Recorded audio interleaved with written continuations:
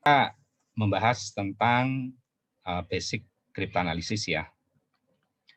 Nah, cryptanalysis sendiri ini akan kita bahas merupakan cara ya atau metode atau sebuah ilmu yang mempelajari cara mendapatkan plain text, cara mendapatkan plain text dari ciphertext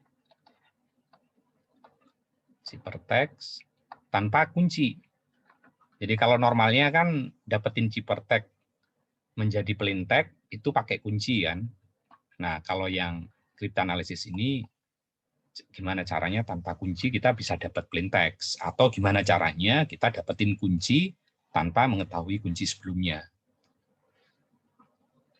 Nah, di sini nanti contoh-contohnya adalah gimana caranya mendapatkan kunci atau caranya mendapatkan plain text dari kriptografi klasik yang sudah kita pelajari sebelumnya.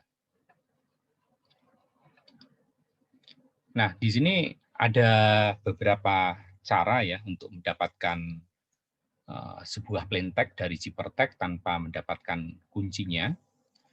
Dan kita ini sebut sebagai cryptanalysis adalah sebuah ilmu atau cara atau metode atau seni lah ya, atau bisa disebut sebagai seni untuk memecahkan sebuah kode atau mendapatkan plain text dari ciphertext tanpa kunci.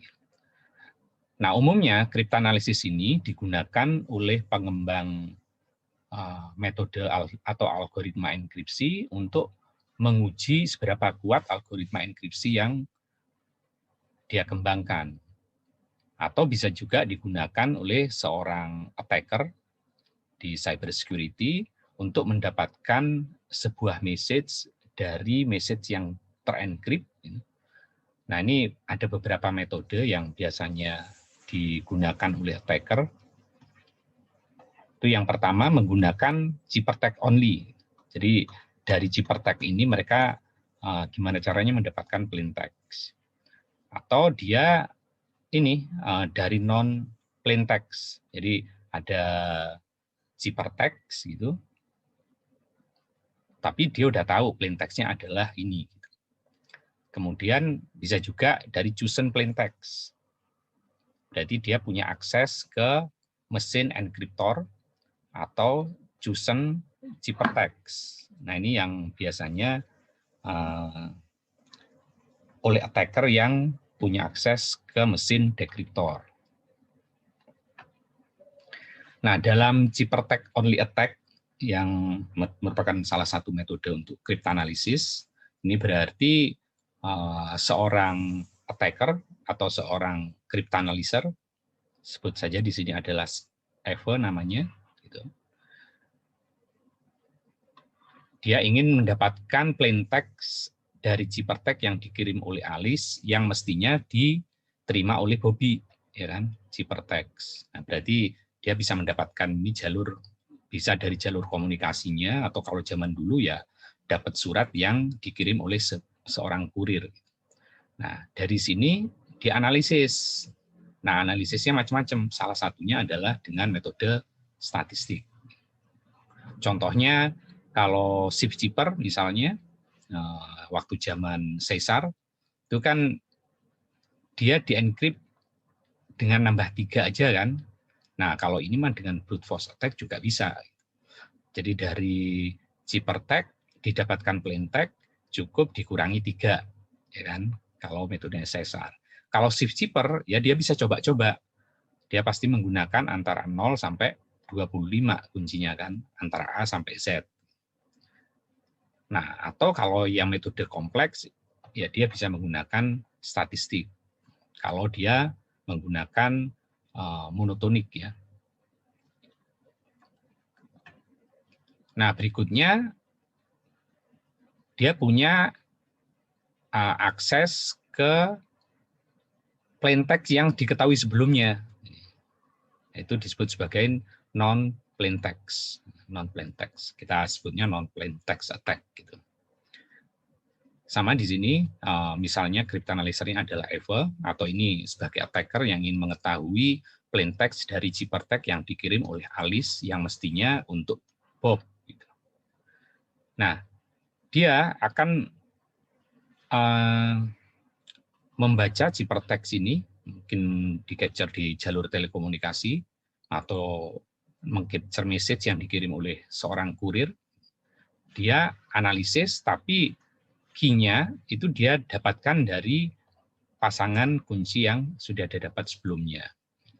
Atau bisa jadi kalau ini misalnya dikirim pakai Word gitu kan, atau Excel, atau PPT, atau PDF, atau JPG misalnya. Nah, semua ini kan pasti kalau dikirim file itu ada header-nya ya. Nah, header-nya itu tertentu kadang-kadang. Kalau JPEG itu mengandung apa, kalau Word mengandung apa. Nah, blok pertama ini dia tahu, sehingga dari sini oh saya tahu nih yang ini mestinya plain text-nya ini, sehingga Cipertek-nya ini, dan dia nyoba buka kuncinya. Kalau kunci sudah didapatkan, dia baru buka kunci untuk menggunakan kunci tersebut untuk membuka Cipertek keseluruhan untuk mendapatkan plain text-nya. Nah, cara yang ketiga adalah kita sebut dengan Judson Plain Text Attack. Nah, di Judson Plain Text Attack ini biasanya Eva atau seorang cryptanalyzer atau attacker, dia punya akses ke mesinnya Alice, ke mesin pengirim. Ya, dia punya akses, nggak tahu gimana caranya ya. Ya mungkin pakai Trojan, atau memang dia masuk ke ruangannya Alice sebelumnya. Dia nggak tahu algoritmanya, tapi dia ngerunning plain text yang dia pilih untuk mendapatkan Cipertext. Nah, ini yang dia bawa untuk mendapatkan kunci. Ya kan? Nah, ketika dia mendapatkan Cipertext yang dikirim oleh Alice, yang mestinya untuk Bob, nah kunci yang dia gunakan itu digunakan untuk membuka menjadi plain text. Jadi membuka Cipertext ini menjadi plain text. Nah, cara yang keempat biasanya ada kita kenal dengan Judson Cipertext. Ini untuk case di mana Eva itu seorang attacker atau seorang cryptanalyzer, dia punya akses ke mesin dekriptor. Dalam hal ini kalau misalnya Alice sebagai pengirim mengirimkan Cipertext ke Bob, Cipertext mestinya dibaca oleh Bob menggunakan kunci yang sudah disepakati. Kalau simetrik, atau kalau asimetrik menggunakan kunci private-nya Bob misalnya. Nah, di sini si Eva itu punya akses ke mesin dekriptor. Jadi dia memilih Cipertext tertentu akan muncul plain text tertentu. Nah, ini yang dianalisis untuk mendapatkan kunci. Nah, kunci yang dia dapatkan akan digunakan untuk mendekrip Cipertext yang didapat ketika Alice mengirim untuk Bob, dibuka, dapatlah plain text.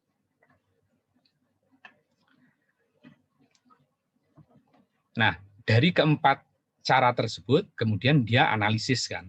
Nah, analisis yang paling gampang ya dia coba-coba. Nah, coba-coba setiap kemungkinan ya kita sebut sebagai brute force attack. Brute force attack berarti kita mencoba semua kemungkinan dari Cipertext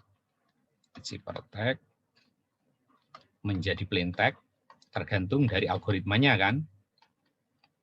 Nah, kalau algoritmanya ShiftCipher yang kemarin, berarti kan kemungkinan kuncinya adalah 26 kan, antara 0 sampai 25. Atau kalau abjad berarti antara A sampai Z. Ya dia coba-coba. Dia coba-coba itu untuk menghasilkan plain text yang bersesuaian. Ya kalau 26 sih gampang ya, kita tinggal nyoba 26 kali. Tapi algoritma kriptografi modern, ruang kunci yang digunakan itu kan gede ya. Misalnya IS yang 128 bit. Nah, itu berarti ruang kuncinya adalah 2 pangkat 128. Berarti kita harus nyoba-nyoba 2 pangkat 128 kali gitu, sebelum pada akhirnya kita akan menemukan Cipertext plain text dari Cipertext yang bersesuaian. Nah, kalau misalnya kuncinya adalah 128 bit, kira-kira kalau menggunakan brute force attack, bakal berapa lama dia akan maksimal bisa dipecahkan. Ya kalau syukur-syukur pas seperempat jalan udah ketemu kuncinya kan bisa, namanya juga nyoba-nyoba kan. Tapi maksimalnya adalah 2 pangkat 128. Nah, berapa lamanya itu kita menggunakan rumus ini adalah 10 pangkat bitnya kali log 2. Karena log 2 kan biasanya bit ya. 2 pangkat kan harusnya tinggal 2 pangkat 128 kali kan. Nah, cuma untuk memudahkan dikonversi ke sini. 10 pangkat jumlah bitnya kali log 2. Kemudian dikalikan dengan jumlah operasi yang diperlukan. Ya, operasinya kalau hanya shift chipper ya hanya 1. Tapi kalau misalnya IS berarti operasinya itu ada 10 langkah kan, 10 round.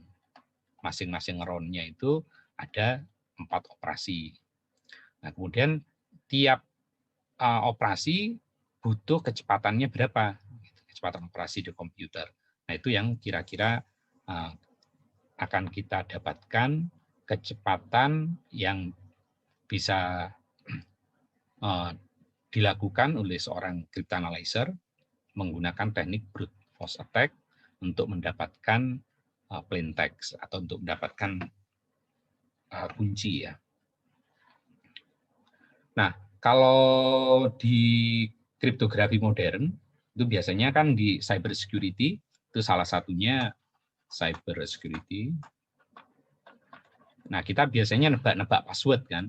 Password disimpan dalam bentuk hash atau ini nyoba akses ke komputer kan, menggunakan loginnya siapa, passwordnya apa. Nah, ini kan kita bisa nyoba-nyoba beberapa kali.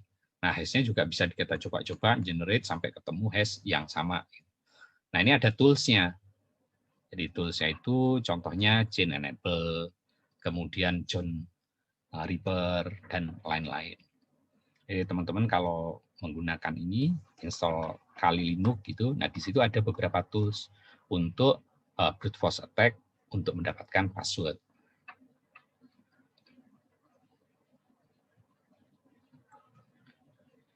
Nah, cara berikutnya adalah yang statistik. Karena kalau brute force attack kan lama ya, kalau misalnya kuncinya besar. Jadi 2 pangkat 128, ada yang IS 256 malah 2 pangkat 256. Jadi triliunan tahun baru akan pecah kalau menggunakan brute force attack. Nah, salah satu cara yang lebih cepat adalah menggunakan statistik. Nah, kalau statistik berarti nyoba-nyobanya ini berdasarkan statistik tertentu. Jadi ada sifat-sifat tertentu dari plain text misalnya. Kalau algoritma kriptografi yang digunakan itu kan bisa kita kategorikan sebagai monotonik ya atau polyalphabetic. Jadi monoalphabetic, yang mono atau yang polyalphabetic. Kalau mono berarti karakter tertentu dari sebuah plain text, misalnya A. A di sini maupun A di posisi manapun, itu kan pasti akan menjadi huruf tertentu ya. Entah menjadi X, entah menjadi Y, entah menjadi Z, itu kan tergantung ininya, kuncinya. Nah, kalau misalnya yang digunakan adalah monoalfabetik, maka ketika dia hitung, ini huruf paling banyak A nih, di sininya. Di sini huruf paling banyak X. Nah, kemungkinan X itu adalah A. Nah, tinggal dicari cara untuk balikin.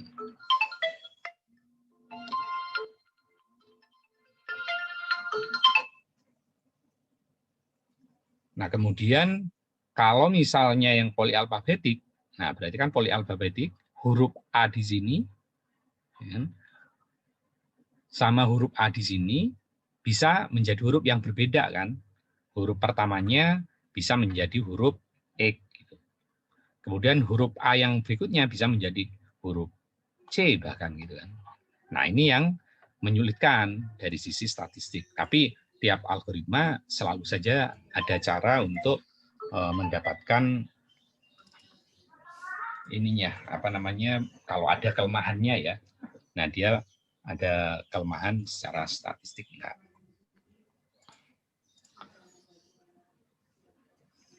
Nah, untuk sebagai seorang developer kriptografi, algoritma kriptografi, nah untuk mengetahui apakah algoritma yang dikembangkan itu tahan terhadap statistical attack atau tidak, nah itu bisa mengeceknya dengan diffusion dan confusion test. Nah, diffusion test adalah sebuah cara ya untuk mengetes seberapa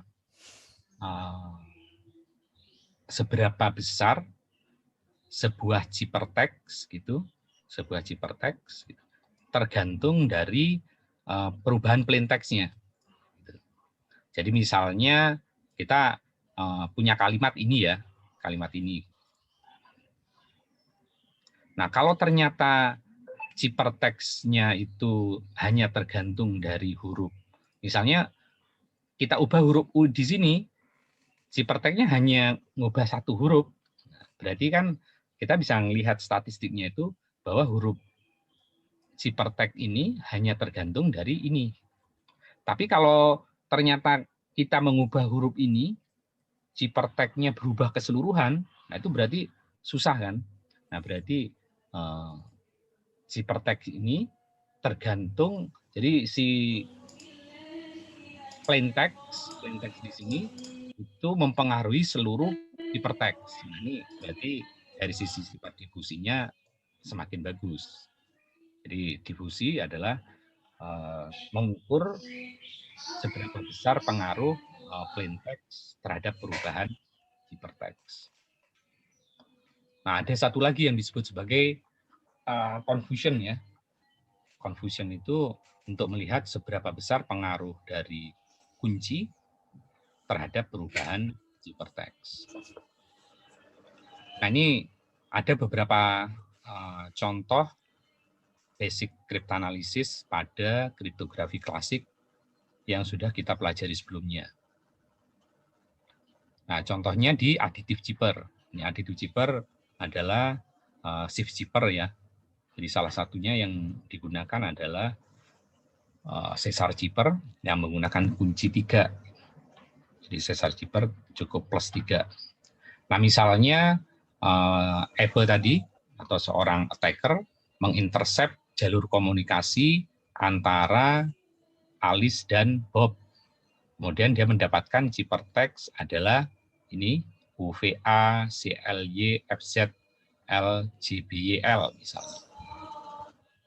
Nah, kalau kita tahu bahwa ini adalah additive chipper, ya salah satunya kita bisa menggunakan brute force attack karena kuncinya kan paling banter juga 26 kan. Ya kita coba-coba saja. Misalnya ketika kuncinya 1, nah plain text-nya adalah ini ya belum nggak kebaca lah ya, bukan. Ketika 2 ini, ketika 3 masih ini, 4, 5, 6, 7. Ketika dicoba kunci yang ke-7, kita dapat sebuah kalimat kan atau sebuah kata not very secure. Nah, itu artinya ciphertext ini adalah menggunakan kunci 7. Jadi coba-coba yang kita sebut sebagai brute force attack. Atau ada juga dengan cara menganalisis ini frekuensi huruf ya. Misalnya di huruf bahasa Inggris, kalau kita tahu ternyata ciphertext-nya ini adalah dari bahasa Inggris misalnya. Berarti kalau misalnya ada sebuah ciphertext yang paling banyak munculnya adalah katakan huruf apa gitu ya. Nah tentu huruf itu adalah relevan berkorelasi dengan huruf terbanyak dari bahasa Inggrisnya. Jadi misalnya ini adalah huruf E. Gitu. Belum tentu kalau kalimatnya pendek ya. Kalau kalimatnya panjang sih bisa. Huruf E biasanya yang paling banyak diikuti dengan T dan A. Kalau di bahasa Indonesia huruf paling banyak adalah A. Kemudian ada juga selain analisis huruf di sini, itu ada analisis bigram, ada digram. Jadi di bahasa Inggris, gabungan huruf yang paling banyak itu adalah ini, TH, HE, IN, ER, dan seterusnya. Kalau yang digram paling banyak ya THE, ING, N, dan seterusnya. Di bahasa Indonesia juga demikian, paling banyak apa? Kayak TA, KA, gitu kan. Nah, contohnya kalau misalnya si Eve ini mengintercept sebuah jalur komunikasi, dia mendapatkan ciphertext yang bunyinya adalah ini. Kalau misalnya ini menggunakan mono alfabetik, dan kita tahu bahwa ini adalah menggunakan aditif cipher, maka ketika kita hitung, kan, statistiknya paling banyak katakan huruf I misalnya. Nah, kemungkinan berarti I ini adalah E. Ya kan? Sehingga kalau ketika kita ini I, hubungannya sama E apa? I, E gitu kan. Berarti tinggal E ditambah 4 misalnya. Jadi I. Berarti keseluruhan kuncinya adalah 4.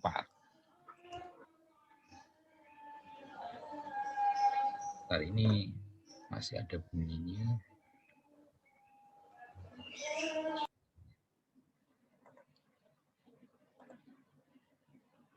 Nah, berikutnya kalau misalnya algoritma yang digunakan adalah Vigenère. Nah, di sini Vigenère itu sebetulnya shift chipper juga, cuma kuncinya yang banyak kan. Contoh yang di contoh di kuliah yang sebelumnya, yang algoritma kriptografi klasik Vigenère, itu kan kunci yang digunakan adalah Pascal ya. Itu berarti kan kuncinya aditif chipper, tapi bisa beda-beda, ya kan? Kalau huruf yang pertama 1, 2, 3, 4, 5, huruf yang pertama menggunakan P, kedua menggunakan A, ketiga menggunakan S, 4 C, 5 A, yang keenam menggunakan L, dan berulang terus kan? Nah, ini yang disebut sebagai Vigenère. Nah, misalnya kita punya sebuah ciphertext ini LIOM, WGFE, GGDF, dan seterusnya. Nah, untuk memecahkan Vigenère chipper, itu kita harus mengelompokkan kan, karena kita harus tahu panjang kuncinya berapa nih. Apakah 6 seperti Pascal, atau 2, atau 3, atau 4, atau 5, atau berapa. Nah, untuk mengetahui itu, kita menggunakan Kasiki test. Jadi Kasiki test repetition. Ya misalnya repetisi 2 atau 3, dalam yang paling gampang ya cari yang sama 3 gitu ya. Di sini. Misalnya kita cari nih huruf yang sama apa nih di sini. Kita cari gitu kan. Kan coba-coba. Di sini ada JSU misalnya. Ini yang pertama, ada nggak JSU di sini? Yang lainnya.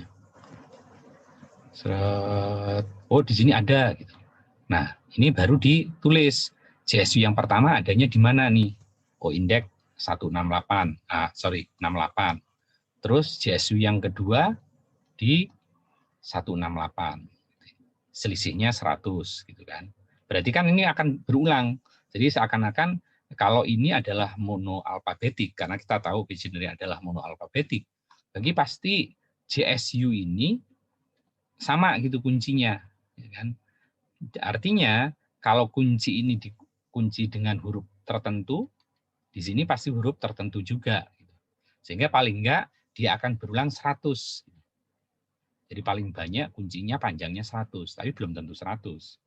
Kita cari huruf yang lain. Misalnya di sini kita nemu sam, ya kan?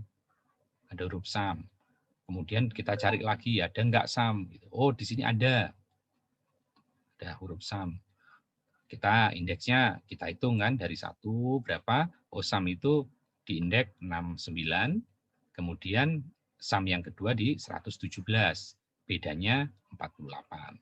Berarti kan kita harus nyari nanti kelipatan persekutuan ini, apa namanya, faktor persekutuan terkecilnya ya, faktor FBB-nya, faktor persekutuan terbesarnya. Jadi untuk berulangnya itu berapa. Nah, kemudian kita cari lagi, oh ini ada huruf ini, VWV misalnya. Kemudian dari sini, oh ini ada lagi nih VWV nih. Oh ini, nah ini nih VWV. Indeksnya yang ini 72, yang ini 132, bedanya 60. Kemudian kita cari lagi, Lio MPH tadi, ada MPH di sini. Oh ini nih, ada MPH. Kemudian ada lagi MPH di sini, MPH. Nah, yang pertama katakan 119, yang kedua 127, bedanya 8. Nah, baru kita cari GCD-nya, greatest common divisor dari 100, 48, 68. Pakai MATLAB bisa atau hitung manual, GCD-nya didapatlah 4. Ini. Kan artinya panjang kuncinya adalah 4. Nah, tinggal kita susun. Berarti huruf ini L di sini, L, kemudian huruf I, O, M, itu pasti menggunakan kunci yang mungkin berbeda, gitu kan. Kemungkinan sih memang berbeda.